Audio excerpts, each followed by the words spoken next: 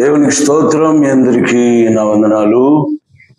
క్రీస్తునందు ప్రియ సోదరి సోదరులరా, మరి శ్రేష్టమైన ఆశీర్వాదకరమైన సమయానికి ప్రభు యోహాను సువార్త ధ్యానముల కొరకు సమకూర్చినందుకు ఆయనకే కృతజ్ఞతాస్తుతులు తెలియజేస్తున్నాను. సోదరులారా, మన జీవితాల్లో మేలును కలిగించేవి కనుక సోదరులారా, ఈ కార్యక్రమాలను మీరు నిర్లక్ష్యం చేయకుండా వీక్షిస్తున్నందుకు వీక్షించే ప్రతి వారికి కృతజ్ఞతలు తెలియజేస్తున్నాను. నేను మీకు కృతజ్ఞతలు తెలియజేస్తున్నానంటే మీరు దేవునికి కృతజ్ఞతలు తెలియచేయాలని, జ్ఞాపకంలో ఉంచుకోవాలని మనం చేస్తున్నాను సోదరులారా. ఎందుకంటే దేవుని వాక్యము జీవవాక్యము, మహిమ కలిగిన ఆయన మాటలు సోదరులారా, we must obey unto him,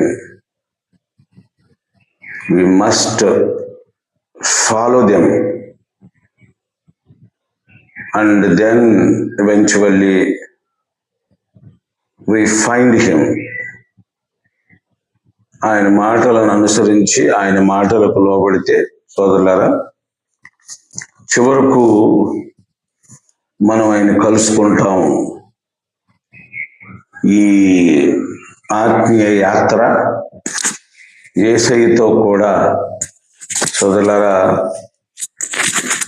ఈ పరలోక యాత్ర చివరికి మన ప్రభు అయిన యేసయ్యని కలుసుకోవటానికే. Beyond that there is no use. ఒకవేళ యేసయ్యని కనుక కలుసుకోకపోతే మన యాత్రలో, మన ప్రయత్నంలో, చివరి మజిలీలో ఇదంతా వృధా ప్రయాస సోదరులారా. This is all the vanity beyond we meet the Lord Jesus Christ. యేసయ్యని కలుసుకోకపోతే ఇదంతా నాశనం అని ఖచ్చితంగా నేను చెప్పగలను సోదరులారా. It is my inner feeling, అది నా ఉద్దేశం, నా మనస్సు. కనుక సోదరులారా, ఈ కార్యక్రమముల ఉద్దేశం మారు మనసు, ప్రభుతో సహవాసం, ఎత్తబడి ఆయన సంఘములో స్థిరముగా మన స్థానాన్ని వాక్యానుసారముగా స్థిరపరుట కొరకు సోదరులారా, మనము సంఘములో స్థిరపడుట కొరకు మంచిది. ఇప్పటి వరకు 14వ అధ్యాయము దాదాపుగా 4 వచనాలను మనము ధ్యానం చేశాం.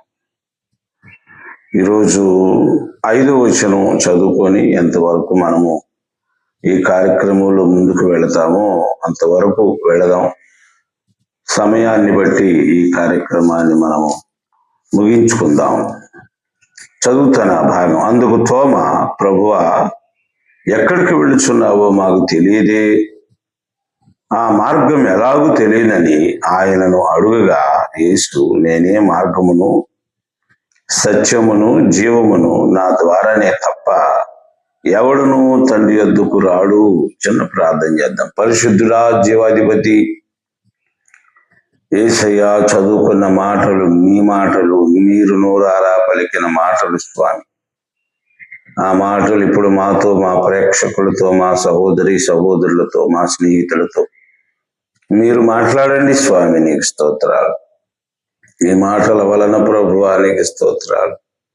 ఇదిగో అనేక మంది మారు మనసు పొంది సత్యాన్ని తెలుసుకొని నిజమైన నీ మార్గములో నడిచి తుదకు నీ రాజ్యము చేపట్టే భాగ్యము దయచేయండి. ఈ మాటలకు మీరు ముద్ర వేయండి. అపవాది చేతిలో, తంత్ర మంత్రగాళ్ల చేతిలో, శత్రువుల చేతిలో పడకుండా వీటిని వారు దుర్వ్యాపారానికి, నాయన స్వార్థానికి, మాకు విరోధంగా నాయన వాడకుండా వారి తలలను నీ చేతికి అప్పగిస్తున్నాను, మీరే మాట్లాడి సహాయం చేయమని యేసుక్రీస్తు పరిశుద్ధ నామములో అడిగి వేడుకుంటున్నాము తండ్రి. ఆమేన్. ఆమేన్. ప్రార్థనలో ఏకీభవించిన మీకు కృతజ్ఞతలు తెలియచేస్తున్నాను సోదరులారా. అనేక వారాల నుండి యేసయ్య ఎపిసోడ్లలో యేసయ్య పరలోకం వెళుతున్నాను, స్థలం సిద్ధపరుస్తున్నాను అనే మాటల మీద మనం సోదరులారా ధ్యానం చేస్తూ వస్తున్నాం. అయితే నిన్నటి ఎపిసోడ్లో కూడా నేను వచ్చి మిమ్మల్ని తీసుకెళ్తాను అనే విషయాన్ని సోదరులారా మనం ధ్యానం చేశాం. నేను వెళ్ళే మార్గం మీకు తెలుసు అనే మాట యేసయ్య అన్నారు. అయితే ఆ మాటల తర్వాత కొంచెం పేతురు కంటే దుడుకువాడు తోమా ఒకడున్నాడు శిష్యుడు. మన భారతదేశం వచ్చి మన భారతదేశానికి క్రైస్తవ్యాన్ని తెచ్చి యేసయ్యని పరిచయం చేసిన యేసయ్య 12 మంది శిష్యుల్లో తోమా మరొక వ్యక్తి సోదరులారా. ఆయన కూడా హతసాక్షి. ఒక గుహలో ఆయన ప్రార్థన చేస్తూ ఉండగా వెనక నుండి ఒక ద్రోహి, శత్రువు, సాతాను అనుచరుడు గడ్డపార తీసుకొని అలాగే ఆయన వీపు మీద నుండి ముందు భాగం దాకా పొడిచాడు అనేది తోమా గారి సాక్ష్యం. అలా ఆయన 12 మందిలో ఈయన ఇలా చంపబడ్డాడు సోదరులారా. భారతదేశానికి రక్షణ తేటానికి, భారతదేశంలో పాపులు మారు మనసు పొందటానికి, భారతదేశంలో ఉన్న మనలాంటి వారిని యేసయ్య క్షమించి తన రాజ్యానికి వారసులను చేయటానికి సోదరులారా ఆయన పంపించిన బహుమానమే తోమా. సువార్త చెప్పి అయిపోయిన తరువాత ఆయన ఒక గుహలో, కొండ గుహలో కావచ్చు, ఏదో ఒక గుహలో ప్రార్థన చేస్తున్నప్పుడు ఏకాంతంగా గడ్డపారతో పొడిచి చంపారు సోదరులారా. చాలా శ్రేష్టమైన వాడు. ఆయన శిష్యులందరూ శ్రేష్టమైన వారే. ఏదైనా చిన్న చిన్న అరమరికలు, మనుషులకున్న లాంటి బలహీనతలు ఉన్నా వారి మరణము సోదరులారా, వారి త్యాగము వారిని పునీతుల్ని చేసింది, పరిశుద్ధుల్ని చేసింది. దాదాపుగా ఒక పరక భాగము లేక ఒక పాయింట్ ఒకటి భాగము సోదరులారా యేసుతో సమానుల్ని చేసింది. భాగం తక్కువ యేసుతో సమానుల్ని చేసింది.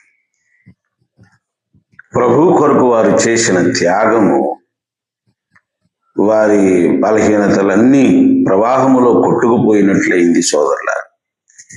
యేసయ్య త్యాగము మన పాపములను ఆయన రక్త ప్రవాహములో కొట్టుకుపోయినట్లు యేసయ్య శిష్యులు చేసిన ప్రతి విధమైన త్యాగము మన విషయమే కాకుండా వారి వారి బలహీనతల విషయంలో కూడా వారిని ప్రభువు ముందు నిర్దోషులుగా నిలబెట్టింది అని చెప్పటంలో మనం యోగ్యులం కాకపోయినా వారి గొప్పతనాన్ని గురించి చెప్పుకోవటానికి మాట వాడవలసి వస్తుంది సోదరులా. అందులో సందేహం ఏమీ లేదు సోదరులరా. తోమా చాలా శ్రేష్టమైన వాడు, తొందరపాటు కలిగిన వాడు. ఏమండి, ఎప్పుడైనా మన తెలుగు సామెత అరిచే కుక్క కంటే అరవని కుక్క ప్రమాదం అంటారు. మనకు తెలుసు అది అరవకుండా వెనకాల వచ్చి కరిసేసింది. తొందరపడి అరిసే వాళ్ళ కంటే మౌనంగా ఉన్న వాళ్ళు ప్రమాదకారులు అంటారు పెద్దలు సోదరులారా. సామెతల్లో కూడా ఉంది, మూఢుడైనను మౌనముగా ఉన్న ఎడల జ్ఞాని అనబడును అని ఉంది సోదరులారా. కనుక కొంతమంది మంచి జ్ఞానం సంపాదిస్తారు, కొంతమంది ప్రమాదకరమైన జ్ఞానాన్ని కలిగి ఉంటారు ఇలా మౌనంగా ఉండేవాళ్ళు సోదరులారా. మన తెలుగు సామెత ఒకటి ఉంది, ముచ్చుగా ఉండి 3 లోకాలు ముంచేశారు అని. సోదరులారా, ఎన్ని మనము పోలికలో తోమా దగ్గరకు పోలికగా తీసుకొస్తే తోమా యథార్థపరుడు, మంచివాడు, హృదయంలో కపటము లేనివాడు, కడుపులో కుళ్ళు లేనివాడు అనే విషయాన్ని మనం అర్థం చేసుకోవాలి. ఈ రోజుల్లో అండి మనసులో ఎంత ద్వేషాన్ని, అసూయని, అవతల వారిని కూలద్రోసే కుళ్ళుని పెట్టుకున్న వాడిని ఎవరు పట్టించుకోరు. అతని జోలికి వెళ్ళరు, అతని సహవాసం కోరుకుంటారు, వారి పొందు కోరుకుంటారు, వారి సాంగత్యం కోరుకుంటారు. కానీ యథార్థముగా మాట్లాడే వారిని, సోదరుల, కపటము లేని వారిని మాత్రం మనుషులు అంగీకరించరు. అదే సామెతలో ఒక మాట ఉంది, స్నేహితుడు మేలు కోరి గాయం చేయను, పగవాడు లెక్కలేని ముద్దులు పెట్టుకుంటాడు. గాయం చేస్తాడంటే కత్తి తీసుకొని కోలు పెడతాడని కాదు సోదరులారా, మాటల చేత గద్దిస్తాడు. అపోస్తలుడైన పౌలు తన పత్రికల్లో కూడా చెప్పాడు, మీరు ఒకరినొకరు గద్దించుకొనుచు, బుద్ధి చెప్పుకొనుచు అనే మాట. సోదరులారా, మౌనముగా ఉండి ఎదుటివారి బలహీనత సహించి సమయం వచ్చినప్పుడు వారిని చెరసాలకు లేక పంచాయతీకి, సభకు అప్పగించే బదులు వారిని చాటుకు తీసుకెళ్లి గద్దించి, మందలించి, బుద్ధి చెప్పి వారి గౌరవాన్ని కాపాడుతూ రాబోయే దినాల్లో అతనికి లేక ఆమెకు కలిగే ప్రమాదం నుండి తప్పించటం అనేది దేవుని బిడ్డల లక్ష్యము, లక్షణము సోదరులారా. అలా కాకుండా నాకెందుకు లేని చెప్పి ఆ మనిషిలో ఎన్ని బలహీనతలున్నా అతన్ని గాని ఆమెను గాని దోచుకు తింటూ, పాడు చేస్తూ, తన స్వార్థానికి వాడుకుంటా ఉండే మనుషుల్ని అపవాది సంబంధులు, అపవాది అనుచరులు అంటారు. కానీ సోదరులారా, అట్టి వారి విషయంలో దేవుడు మెచ్చడు అనే విషయాన్ని నేను కొండబద్దలు కొడుతున్నాను సోదరులారా. మంచిది. ఎందుకు ఈ మాటలన్నీ చెప్పానంటే, ఇలాంటి స్వభావం కలిగిన వాడే తోమా. త్వరగా మాట్లాడతాడు. అయితే ఏం మాట్లాడాడు ఇక్కడ? యేసయ్య, నేను వెళ్ళిపోతున్నాను, మళ్ళా కొంతకాలమైన తర్వాత నన్ను చూస్తారు, ఆ తర్వాతకి ఎప్పటికీ చూడరు, మరలా నేను తిరిగి వస్తాను, నేను ఉండు స్థలంలో మీరు ఉండులాగున అక్కడికి నేను మిమ్మల్ని తీసుకెళ్తాను అని చెప్పిన తర్వాత తోమాకు వచ్చిన ప్రశ్న సోదరులారా, అందుకు తోమా, ప్రభువా, ఎక్కడికి వెళ్ళుచున్నావు? మాకు తెలియదే, ఆ మార్గం ఎలాగో తెలియదని అడుగుగా. సోదరులారా, నేను ఇంతకుముందు కొన్ని ఎపిసోడ్లో చెప్పాను, ఏమనంటే వారికి అన్నీ తెలుసు, అందుకే వారు దుఃఖముఖులై ఉన్నారు, వారు దిగులు పడుతున్నారు. ఎలా చెప్పాను అంటే, వారి మాటల అర్థాన్ని బట్టి నేను మాట్లాడుతూ వచ్చాను. పండితుల అభిప్రాయాలు కూడా అవే. అయితే సోదరులారా, ఇక్కడ తోమా మరి ఇంత తెలిసి ఎందుకు ఈ ప్రశ్న అడిగాడు అంటే, అందరికీ తెలుసని మనం అనుకోలేం. యేసయ్య చెప్పే అన్ని మాటలు వారందరికీ తెలుసని మనం అనుకోలేము సోదరులారా. కొందరు వారిలో పూర్తిగా తెలిసిన వారు ఉండొచ్చు, కొందరికి తెలియకపోయి ఉండొచ్చు. ఎందుకంటే కొన్ని విషయాలు ప్రభువు రహస్యంగానే ఉంచుతూ వచ్చారు. ఎందుకు ఉంచుతూ వచ్చారు అంటే, ఒకవేళ అది తెలిస్తే యోధా ఇస్కరియోతు యోధా అని పేతురు లాంటి వాడు సంహరించవచ్చు, తోమా లాంటి వాడు సంహరించవచ్చు.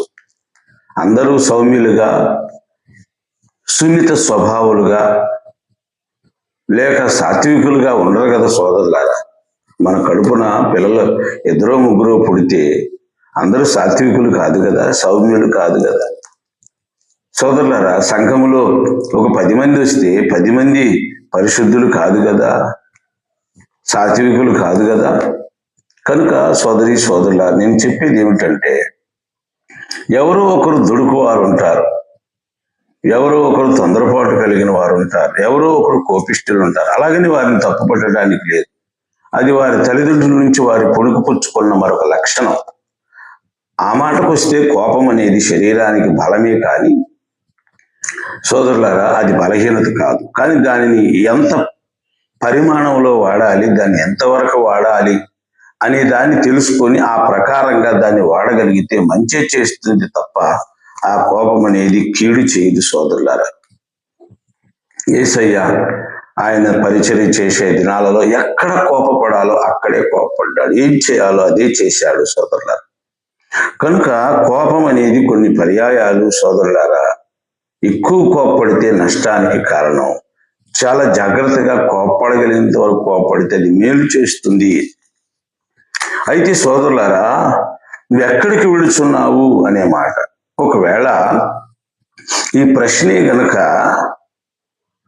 తోమ అడిగి ఉండకపోతే, ఎక్కడికి వెళుచున్నావు, దానికి మార్గం ఎలా తెలుస్తుంది అనే విషయం కనుక తోమ అడిగి ఉండకపోతే, ఆ తదుపరి మాట యేసయ్య మాట్లాడి ఉండకపోనేమో. ఎక్కడికి వెళుచున్నావు మాకు తెలియదే అంటే, ఆ మార్గం ఎలాగో తెలియని అనగా, నేనే మార్గము, నేనే సత్యము, నేనే జీవము, నా ద్వారా తప్ప తండ్రి వద్దకు ఎవడు రాడు.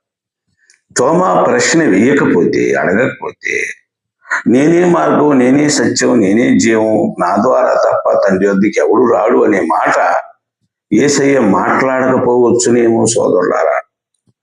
ఎందుకంటే ఆ స్థలం గురించి తెలియకుండా దాని మార్గం ఎలా కనుక్కుంటాం సోదరులారా? ఒక అడ్రస్ తెలియకుండా, ఒక ఊరు పేరు తెలియకుండా, ఒక ఇంటి దారి ఖచ్చితంగా తెలియకుండా, ఏ ఇల్లు తెలియకుండా ఆ దారిని మనం ఎలా నడవగలం సోదరులారా? మనకి తెలియని అడ్రస్కి వెళ్ళి పలానా చోట ఇల్లుందని తెలుసుకొని ఆ అడ్రస్ తెలియక అక్కడే కన్ఫ్యూజ్ అవుతుంది. ఇన్ని దారులు మనం తిరుగుతామో కదా. వీ హ్యావ్ కన్ఫ్యూజ్డ్ సోదరులారా. మరి పట్టణాలకి, సిటీలకి, మహానగరాలకు కనుక, మెట్రోపాలిటన్ సిటీస్ కనుక వెళితే ఖచ్చితమైన అడ్రస్ లేకపోతే మనం మోసపోతాం సోదరులారా. సమయం కోల్పోతాం, డబ్బు కోల్పోతాం, ప్రాణానికి కూడా అపాయం ఉంటది. స్త్రీలకైతే ఇంకా అపాయం ఉంటది, యవనస్తులకైతే ఇంకా అపాయం ఉంటది. ఈ రోజులను బట్టి ఇంకా రాబోయే రోజులు ప్రమాదంగా ఉంటాయి సోదరులారా. కనుక తోమా కనుక ఇక్కడ ప్రశ్న అడిగి ఉండకపోతే, మీరు ఎక్కడికి వెళుతున్నారు, దానికి దారి ఎలా తెలుస్తుంది అని అడగకపోతే సోదరులారా, మనకి ఎన్నటికీ యేసయ్య మార్గం తెలిసి ఉండకపోనేమో. ఎందుకంటే ఆయన మితభాషి. యేసయ్య చాలా తక్కువ మాట్లాడారు, ఎక్కువ కార్యాలు చేశాడు, ఎక్కువ పనులు చేశారు, చాలా తక్కువ మాట్లాడారు సోదరులారా. ఆ తక్కువలో కూడా అవసరమైన మాటలే మాట్లాడారు. ఆయన మాట్లాడిన ప్రతి మాట పరలోక రాజ్య సంబంధానికి దగ్గరగా ఉంది సోదరులారా. ఆయన మాట్లాడిన ప్రతి మాట తండ్రిని గురించి కావచ్చు, నీతిని గురించి కావచ్చు, రాజ్యాన్ని గురించి కావచ్చు, మారు మనసుని గురించి. వ్యర్థమైన మాటలు ఆయన మాట్లాడలేదు. ఎందుకంటే ఆయన నరుడు కాదు కదా సోదరులారా. నరుని మాటలు, నరుని పాటలు, నరుని ఉద్దేశాలు కేవలము వినాశకాలు కాబట్టి సోదరులారా. ఆయన దేవుడు కాబట్టి, ఆయన వెలుగు కాబట్టి, ఆయన మట్టి పదార్థము పూర్తిగా కాదు కాబట్టి, ఆయనలో దేవుడు ఉన్నాడు కాబట్టి మితభాషి అయ్యాడు సోదరులారా. అందున మోసగాళ్ళు, శత్రువులు, ద్రోహం చేసేవాళ్ళు ఎల్లప్పుడూ ఆనాటి నుండి ఈనాటి దాకా మన వెన్నంటి మనతోనే ఉంటున్నారు కాబట్టి సోదరులారా, యేసయ్య చాలా జాగ్రత్తగా మాట్లాడవలసి వచ్చింది. కనుక ఇక్కడ తోమ ఆ మాట అడిగాడు, ఎక్కడికి వెళుచున్నావో మాకు తెలియదే అనే మాట అడిగి ఉండకపోతే సోదరులారా, ఎన్నటికీ అది మరుగుగానే ఉండేది. అది అడగటం ఈనాడు నీకు కానీ, నాకు కానీ, మనకు కానీ మేలైంది. ఎందుకు ఈ మాట అడిగాడు? మరొక కారణం ఉంది. చారిత్రాత్మక లేదా ఆనాటి జియోగ్రాఫికల్ కండిషన్స్ ప్రకారం మనం తెలుసుకుంటే సోదరులారా, వారు ఒకవేళ ప్రయాణమై సుదూర ప్రాంతాలు వెళితే సోదరులారా, తిరిగి రావడానికి కొన్ని నెలలు, కొన్ని సంవత్సరాలు పడుతుంది. Because they go by on foot or by camel or by ass. ఒక గాడిద కానీ, ఒంటె కానీ, లేక కాలినడక కానీ వెళ్ళాలి సోదరులారా. ఇవన్నీ లేకుండా ఆనాటి ప్రయాణాలు కుదరదు కదా. కనీసం కాలితో నడవటం అంటే కష్టం. అసలు వస్తారో రారో కూడా తెలియదు. కనుక అందుకని ఆనాటి ప్రజలు చాలా జాగ్రత్తలు తీసుకుని వాళ్ళ వివాహానికి ఎవరినైనా తన పిల్లనిస్తుంటే వాళ్ళకి దాస్యాలను ఇచ్చేవాళ్ళు. దూర ప్రయాణం వెళుతూ ఉంటే దాదాపుగా అన్ని సమకూర్చుకొని వెళ్ళేవాళ్ళు. ఇలా ఉండేది సోదరులారా. వీళ్ళు ఏమనుకున్నారు, ఈయన ఎక్కడికో వెళుతున్నాడు, ఇక్కడ సాధ్యపడదు, అందులో మరణం ముంచుకొస్తుంది, ఈ విషయాలు తెలిసిన యేసయ్య దూర ప్రాంతం వెళుతున్నాడు, మనందరికీ ఎక్కడో ఒక స్థలాన్ని సిద్ధపరుస్తున్నాడు, అక్కడ నివాసాలు సిద్ధపరుస్తున్నాడనే ఆలోచనలో కూడా కొందరు ఉండి ఉండాలి సోదరులారా. Some were there to think like that. యేసయ్య ఎక్కడికో వెళుతున్నాడు, ఎందుకంటే ఈయన మాట శాసనం, ఈయన ఎక్కడికి వెళ్ళినా ఏదైనా జరుగుద్ది. ఆ ఆలోచనలో ఉండి ఉండొచ్చు సోదరులారా. మనందరికి ఇల్లు కట్టడానికి వెళుతున్నాడు, అది భూమి మీద గురించి ఆలోచిస్తున్నారు సోదరులారా. అప్పుడు ఆ మాటకు ఆ మార్గం మాకు తెలియదు అనే మాట సోదరులారా అడిగి ఉండకపోతే, ఆ మార్గం మాకు తెలియదు అని అడిగి ఉండకపోతే నీటికి మనము తొట్టులు పడేవాళ్ళం. ఆ మాట అతను అడిగాడు కాబట్టి యేసయ్య అంటాడు, నేనే మార్గం, నేనే సత్యం, నేనే జీవం, నా ద్వారా తప్ప తండ్రి యొద్దకి ఎవ్వడు రాడు. హల్లెలూయా. నేనే మార్గం, నేనే సత్యం, నేనే జీవం. సోదరులారు, ఒకవేళ ఆ ప్రశ్న రాకపోతే యేసయ్య మార్గము అనే విషయం వాళ్ళు తెలుసుకొని ఉండేవాడు కాదు సోదరులు. నేనే మార్గం అనగానే అక్కడ అర్థం అవ్వాల్సింది ఏమిటంటే, ఒకప్పుడు నేనే జీవాహారాన్ని అన్నాడు, నేనే పానీయాన్ని అన్నాడు, ఇప్పుడు నేను మార్గాన్ని అంటున్నాడు. హల్లెలూయా. చూడండి, నేను నా శరీరం తినాలి, నా రక్తం త్రాగాలి, నా మార్గంలో నడవాలి, అన్నిటికీ ఆయనే. శరీరం, ప్రాణం ఆయనే. These three are mingled or together in his body, in his life. ఈ మూడు ఆయనలోనే ఉన్నాయి సోదరుల, నేల మీద కాదు. నేనే మార్గం, నేనే జీవం, నేనే సత్యం అంటే సోదరులారా, అంటే ఆయన భూమి నుండి పరలోకానికి నిచ్చెన మార్గం. సోదరులారా, యాకోబుకి ఏ దర్శనమైతే దేవుడు చూపించాడో ఆ బేతేలులో పైనుండి కిందకి నిచ్చెన వేయబడి దేవదూతలు ఎక్కుచూ దిగుచూ ఉన్నారు అనే ఆ దర్శనం భావం సోదరులారా ప్రభు అయిన యేసయ్యే. పైనుండి క్రిందికి ఒక మార్గం వేశాడు దేవుడు యాకోబు చూసేటట్లు. దాని మీద నుండి దేవదూతలు ఎక్కుతూ దిగుతూ ఉన్నారు సోదరులారా. God established a way from earth to heaven. నేల నుండి ఆకాశానికి ఆయన మార్గం వేశాడు, నిచ్చెన వేశాడు. మా వాళ్ళు అంటూ ఉండేవాళ్ళు సోదరులకు, మా చిన్నప్పుడు విమానాలు పైన నడుస్తుంటే ఆకాశంలో రోడ్లు వేశారా అనేవాళ్ళు. ఇదేంటి ఆకాశంలో రోడ్లు వేయటం ఏంటి? మనం పెరిగి పెద్దవాళ్ళం అయిన తర్వాత, చదువుకోవటానికి ప్రారంభం చేసిన తర్వాత how it will be, how it was అనేది అర్థమైంది సోదరులారా. కొన్ని సిగ్నల్స్ సోదరులారా వాటికి మార్గమైంది. అలాగే మనుషులే విమానానికి ఆకాశంలో మార్గం వేయగలిగినప్పుడు సోదరులారా, భూమి మీద నుండి ఆకాశానికి మార్గం వేయటానికి దేవుడికి చేత కాదా? చేత కానివాడు అని అనుకుంటున్నారు కాబట్టి సోదరులారా యేసయ్యని అర్థం చేసుకోలేకపోతున్నారు ఈ రోజుల్లో. యేసయ్యే ఆ మార్గం ఎక్కడి నుంచి ఎక్కడికో తెలుసా? భూమి మీద నుండి ఆకాశానికి. ఎందుకు భూమి మీద నుండి ఆకాశానికంటే ఆయన ఆకాశము నుండి వచ్చినవాడు. He came from the space, he came from the Rodasi, he came from heaven. సోదరులారా, అది మనుషులకు కనబడేది కాదు, అది ఉపగ్రహాలకు కనబడేది కాదు, అది మానవ మేధస్సుకు అర్థమయ్యేది కాదు సోదరులారా. అది మనుషులు కనిపెట్టలేరు, అది మనుషులు తయారు చేసే ఈ భౌతికమైన యంత్రాలకు సాధ్యం కాదు. ఒక యంత్రాన్ని తయారు చేయగలుగుతున్నాడు, ఒక యంత్రం పైకి వెళ్ళగలుగుతుంది, ఒక యంత్రం అసాధ్యమైన వాటిని చేయగలుగుతుందంటే వీటన్నిటిని చేసిన వాడెవడు?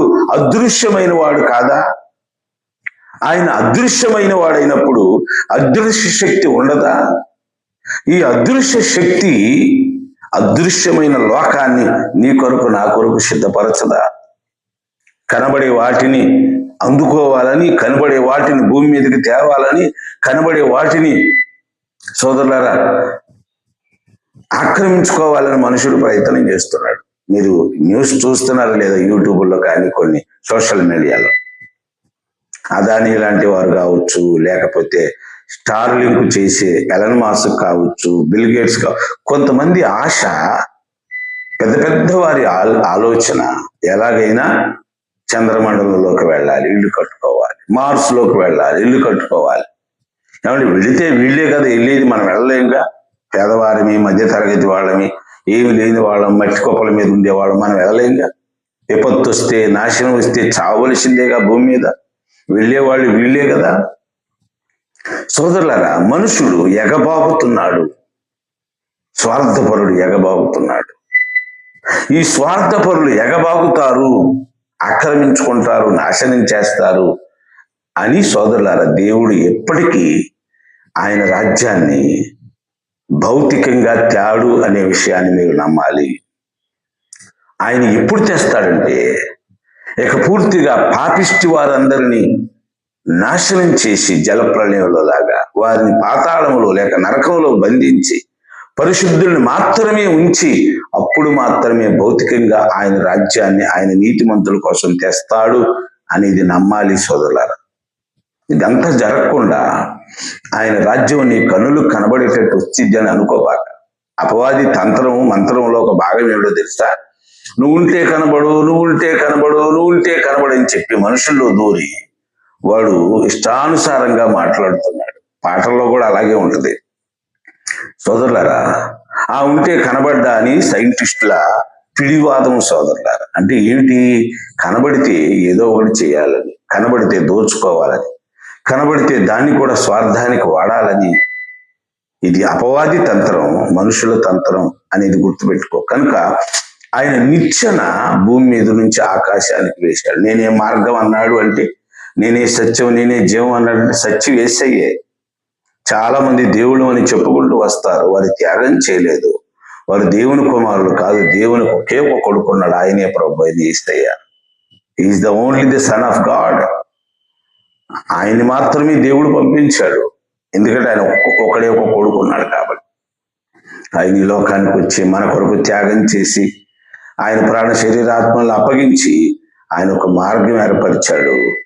ఆయన నమ్మినవాడు, ఆయన వల్లే జీవించేవాడు, ఆయన చిత్తానుసారంగా బ్రతికేవాడు సోదరులారా ఖచ్చితంగా యేసు అనే ఆ నిచ్చెన మీద నుండి నిత్యరాజ్యంలోకి తండ్రి యొద్దకు వెళతాడని ఖచ్చితంగా చెప్పగలను. మంచిది సోదరులారా, దేవుడి మాటలు దీవించి ఆశీర్వదించుగాక. మరొకసారి మరొక పర్యాయం మరొక భాగంలో కలుసుకుందాం.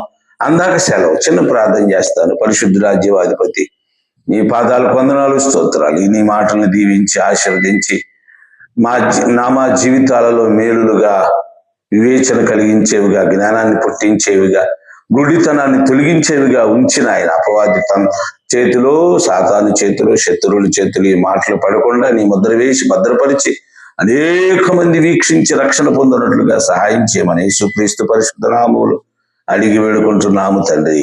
Amen, amen. అందరికి వందనాలు.